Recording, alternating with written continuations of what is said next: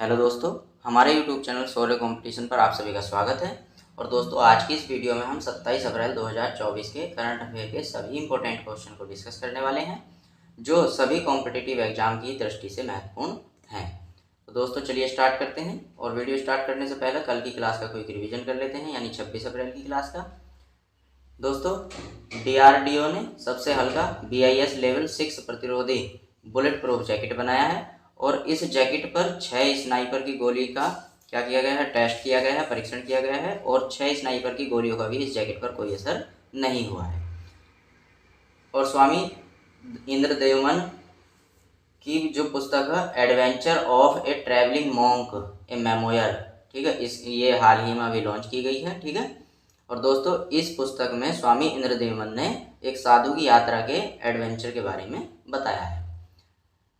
और दोस्तों, एक दुर्लभ तितली नेप्टिस फिलारा नाम है जिसका, ठीक है, ये अरुणाचल प्रदेश राज्य में खोजी गई है, ठीक है। अरुणाचल प्रदेश राज्य में सुबनसिरी जिले में एक अभ्यारण्य है जिसका नाम है टैल वैली वन्यजीव अभ्यारण्य। क्या नाम है? टैल वैली वन्यजीव अभ्यारण्य, ठीक है। इस अभ्यारण्य में नेप्टिस फिलारा तितली खोजी गई है। और इस तितली की विशेषता क्या है? इसके जो पंख होते हैं वो दांतेदार होते हैं, और इसके ऊपर की तरफ के पंख का जो रंग होता है वो गहरा भूरा काला होता है, और नीचे की तरफ के पंख का जो रंग होता है वो पीला भूरा होता है, ठीक है। नेक्स्ट देखते हैं। और दोस्तों, इसरो ने हिमालय के ग्लेशियरों के अप्रत्याशित रूप से पिघलने पर चेतावनी जारी की है। दोस्तों, इसरो के उपग्रह डेटा एनालिसिस से पता चला है कि जो भारतीय हिमालय है, ठीक है, उसमें बर्फ की पिघलन हुई है। और जो भारत के हिमालय में जो हिमनद झीलें हैं जिनकी संख्या है 2431, ठीक है, उनमें से 676 झीलें ऐसी हैं जिनका आकार दोगुना हो गया है, मतलब उसमें पानी की संख्या दोगुने से भी ज़्यादा हो गई है, जो एक ग्लोव के खतरे को प्रदर्शित करती है, ठीक है। नेक्स्ट देखते हैं दोस्तों। पेरू देश की रहने वाली एक महिला इच्छा मृत्यु से मरने वाली देश की पहली व्यक्ति बनी है। वैसे तो दोस्तों देखो, पेरू देश में इच्छा मृत्यु जो है निषिद्ध है, लेकिन ये जो महिला थी ये एक लाइलाज बीमारी से ग्रसित थी और 24 घंटों इनकी देखभाल करनी पड़ती थी, ठीक है। तो फरवरी 2021 में पेरू की अदालत ने स्वास्थ्य चिकित्सा के माध्यम से जीवन समाप्त करने के निर्णय का सम्मान लिया है, ठीक है। और दोस्तों, जम्मू कश्मीर की सरकार ने सभी अधिकारियों के डिजिटल हस्ताक्षर प्रमाण पत्र अनिवार्य कर दिए हैं। और क्लैफिन टेक्नोलॉजीज और जना बैंक ने IBSI डिजिटल बैंकिंग पुरस्कार 2024 जीता है। दोस्तों, ये जो जना बैंक है ये एक फाइनेंशियल बैंक है। इसकी स्थापना 2018 में हुई थी और इसका मुख्यालय बेंगलुरु कर्नाटक में है। और दोस्तों, रणदीप हुड्डा जो एक अभिनेता हैं, इन्हें लता दीनानाथ मंगेशकर पुरस्कार से सम्मानित किया गया है। और हाल ही में हुए आर्टिस्ट समझौते में शामिल होने वाला 39वां देश कौन बना है? स्लोवेनिया बना है।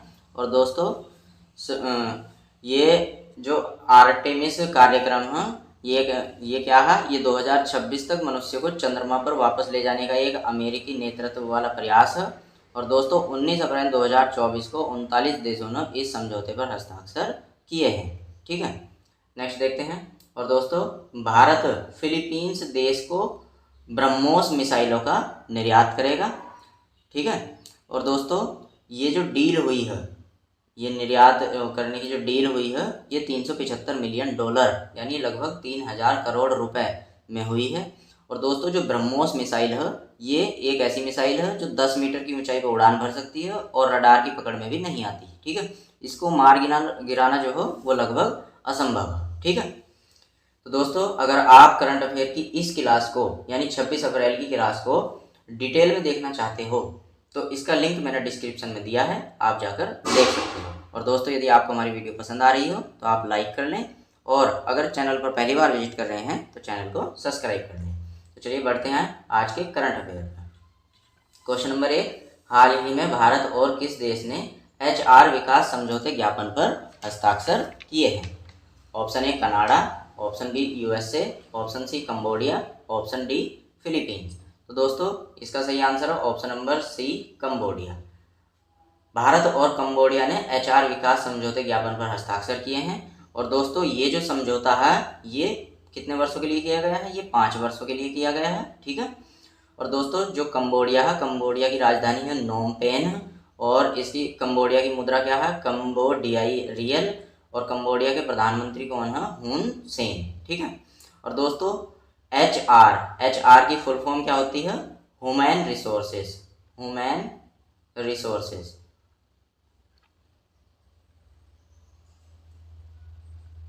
ह्यूमन रिसोर्सेज हिंदी में बोलते हैं इसको मानव संसाधन।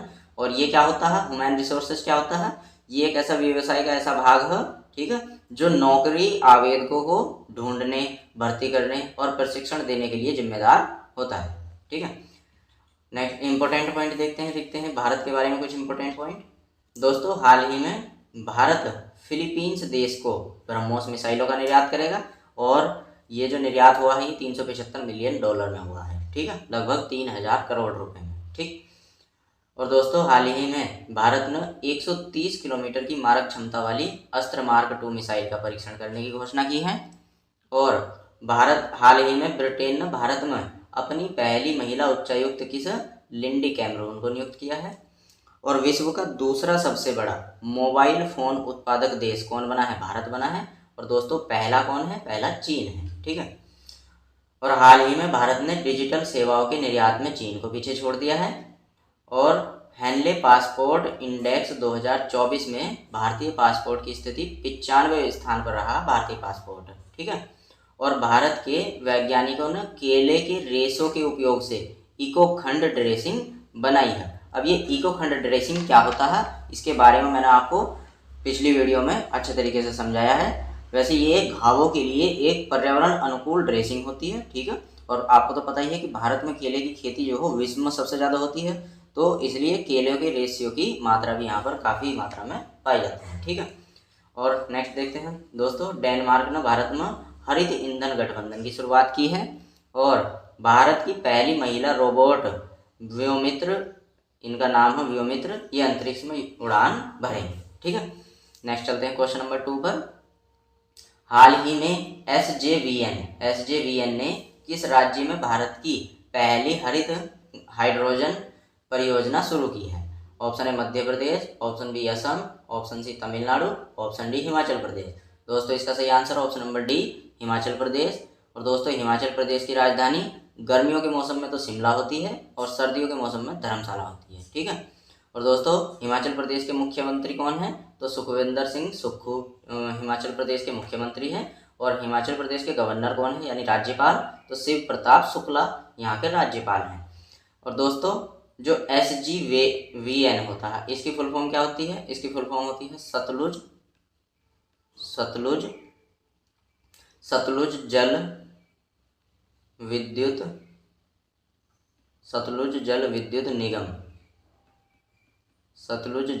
निगम लिमिटेड। ठीक है, सतलुज जल विद्युत निगम। ठीक है।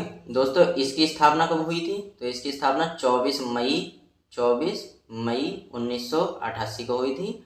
और ये कंपनी जो हो, ये कंपनी भारत सरकार और हिमाचल प्रदेश सरकार के संयुक्त उद्यम के रूप में शामिल की गई थी। ठीक है। इस कंपनी का मुख्यालय कहाँ पर है, तो दोस्तों मुख्यालय की बात की जाए तो इसका मुख्यालय हिमाचल प्रदेश की राजधानी है शिमला में।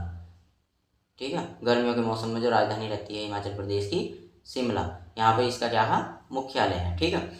और दोस्तों SJVN ने हिमाचल प्रदेश के Nathpa Jhakri hydro power station पर भारत की पहली हरित हाइड्रोजन परियोजना शुरू की है।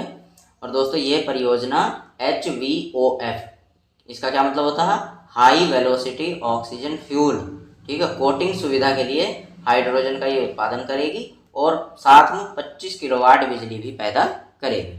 ठीक है। नेक्स्ट बढ़ते हैं क्वेश्चन नंबर 3 पर। हाल ही में किस देश के सैन्य बलों ने शिशुओं सहित 223 नागरिकों को मार डाला है। ठीक है दोस्तों, नाइजीरिया के, ऑप्शन बी बुर्किना फासो के, ऑप्शन सी बेनिन के, ऑप्शन डी टोगो के। तो दोस्तों इसका सही आंसर है बुर्किना फासो के।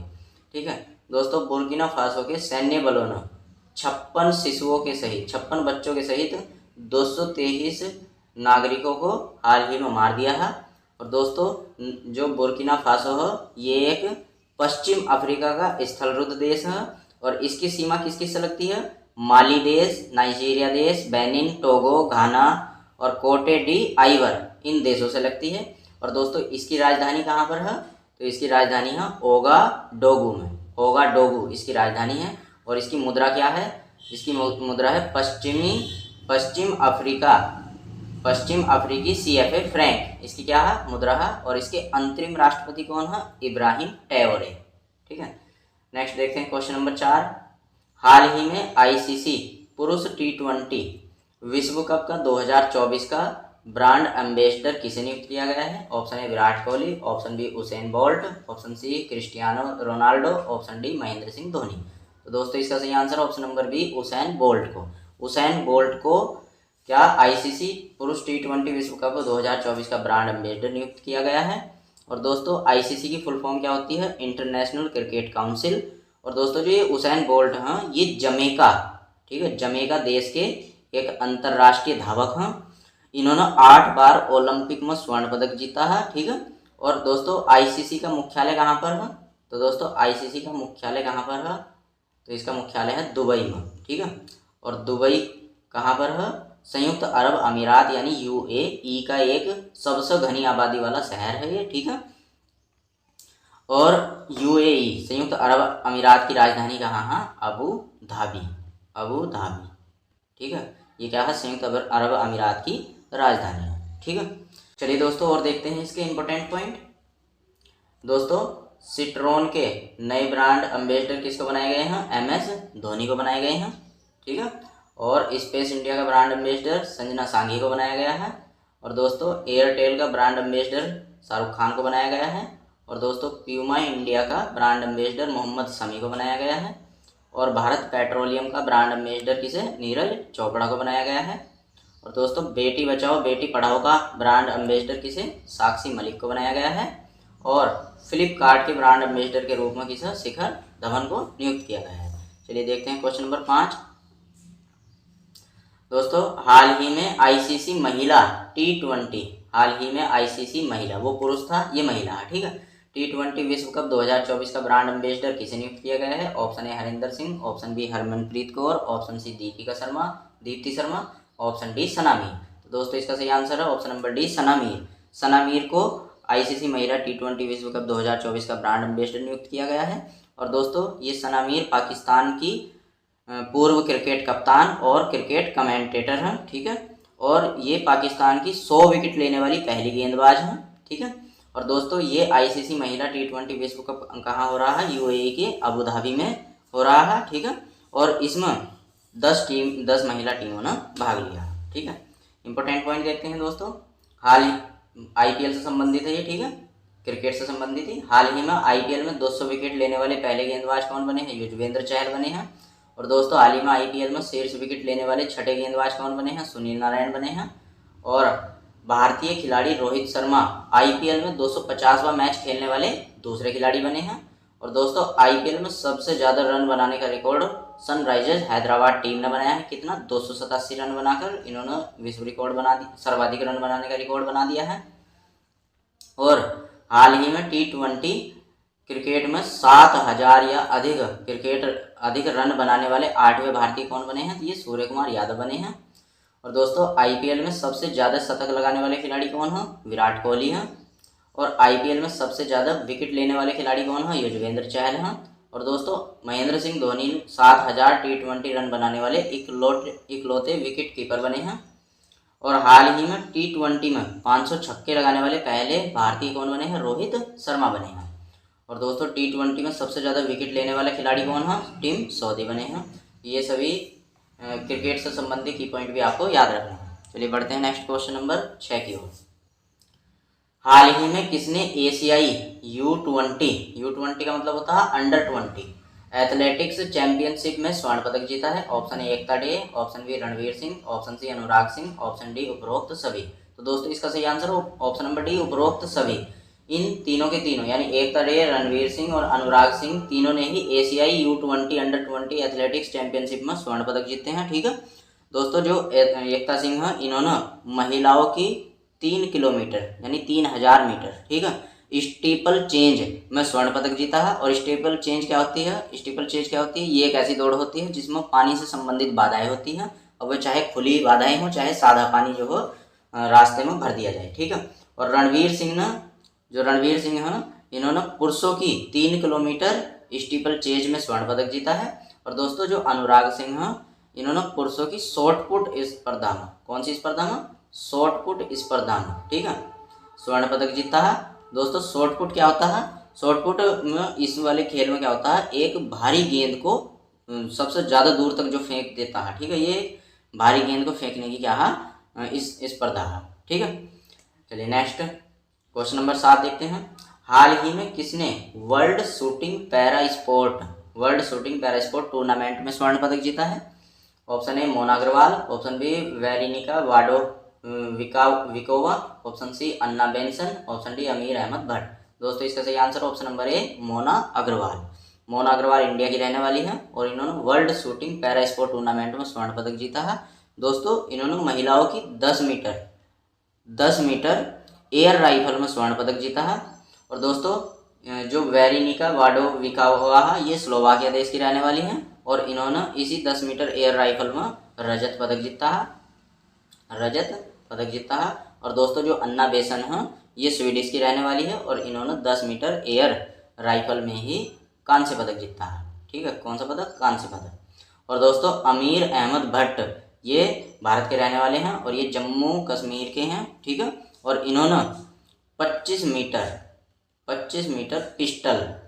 मीटर पिस्टल में कौन सा पदक जीता है? तो रजत पदक जीता है। तो ये भी आपको याद रखना है, ठीक है दोस्तों। और दिए गए हाल ही में पुरस्कार देखते हैं। लता दीनानाथ मंगेशकर पुरस्कार किसे मिला है? रणदीप हुड्डा अभिनेता को मिला है ना, ठीक है। और लॉरियस वर्ल्ड स्पोर्ट अवार्ड्स वर्ष 2024 किसे? नोवाक जोकोविच को मिला है, ये 5वीं बार मिला है इसको, ठीक है। और world press photo of the year पुरस्कार किसे मिला है? मोहम्मद सलेम को मिला है और ये इनकी एक फ़ोटो के लिए मिला है। इन्होंने फ़िलिस्तीन की एक महिला जो वो अपनी 5 वर्षीय भतीजी के शव को गोद में लिए खड़ी है उस फोटो में, ठीक है। तो उनके लिए इन्हें ये पुरस्कार दिया गया है उस फोटो के लिए। और दोस्तों आशुता लाकड़ा पुरस्कार जो हॉकी के क्षेत्र में दिया जाता है, ये दीपिका सोरेन को मिला है। और लता मंगेशकर पुरस्कार से अमिताभ बच्चन को सम्मानित किया गया है। और दोस्तों जॉन डकर्स गैर्डनर वैश्विक स्वास्थ्य पुरस्कार ये किसे मिला है? डॉक्टर गगनदीप कांग को मिला है। और glamour and life style award 2024 किसे मिला है? डॉक्टर निकेश जैन को मिला है। और दोस्तों प्रिट्जर पुरस्कार 2024 रिकेन यामामोटो को मिला है। और अमेरिका राष्ट्रपति के गोल्ड वॉलंटियर सर्विस पुरस्कार से किसे?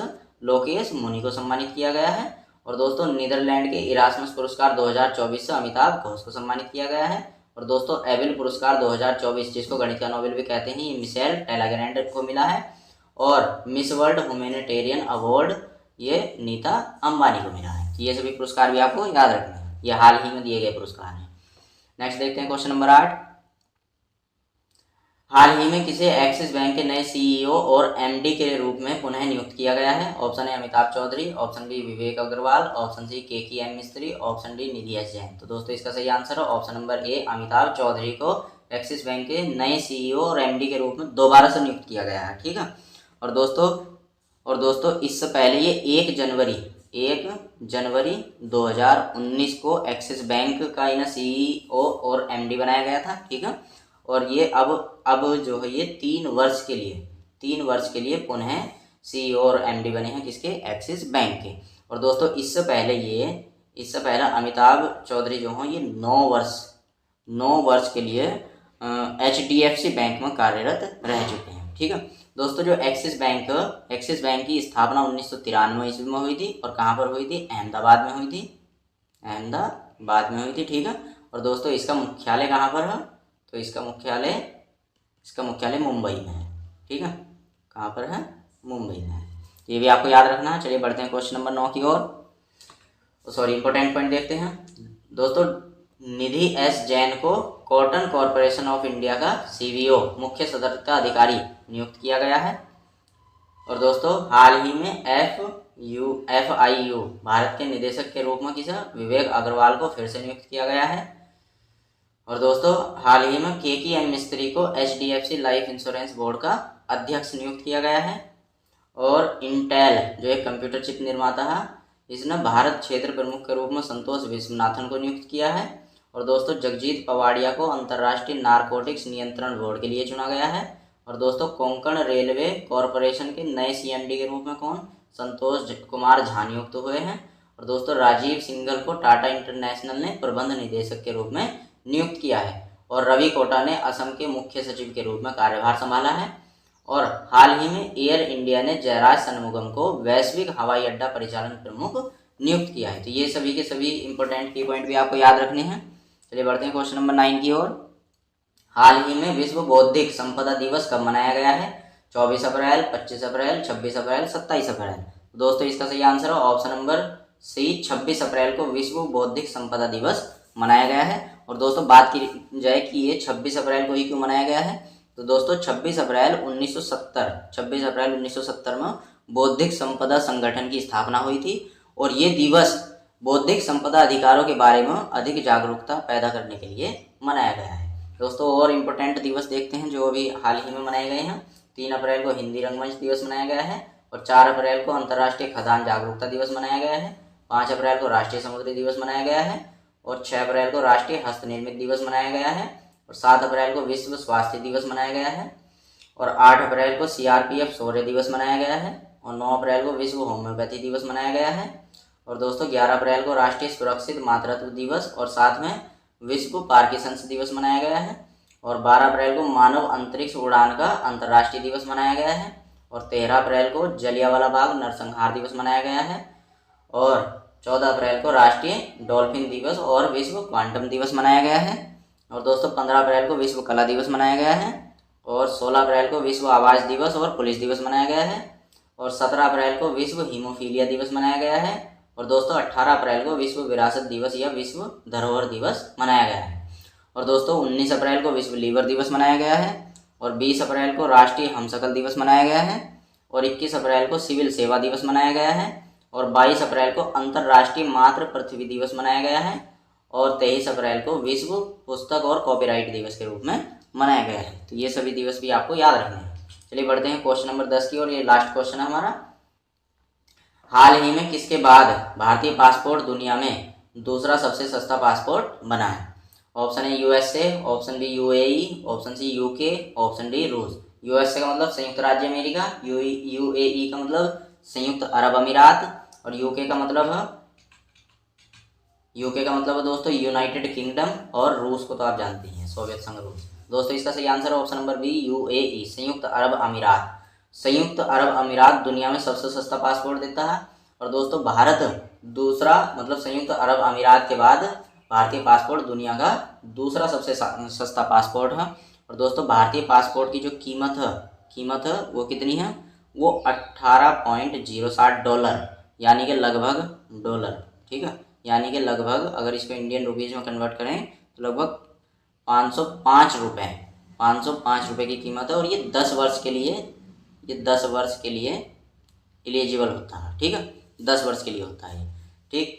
और UAE की बात करूं तो UAE के पासपोर्ट की जो कीमत है वो दोस्तों कितनी है? वो $17.7 है, $17.7 है, ठीक है। और जिसको इंडियन रुपीज़ में कन्वर्ट करें तो ये लगभग 1474 रुपये का होता है। और ये 5 वर्ष के लिए एलिजिबल होता है, ठीक है। और दोस्तों भारतीय पासपोर्ट सस्ता तो है लेकिन इससे केवल 62 देशों में ही वीज़ा एंट्री कर सकते हैं, इससे ज़्यादा देश में नहीं कर सकते। और जबकि USA, कनाडा, ब्रिटेन, रूस, ठीक है, इन देश के जो पासपोर्ट है वो महंगे तो हैं लेकिन ज़्यादा देशों में वीज़ा एंट्री कर सकते हैं। तो दोस्तों थैंक्स फॉर वॉचिंग। और आपको हमारी वीडियो कैसी लगी हमें कमेंट बॉक्स में ज़रूर बताएं। और दोस्तों अगर आप चैनल पर पहली बार आए हैं तो चैनल को सब्सक्राइब करें और वीडियो को लाइक करें। धन्यवाद।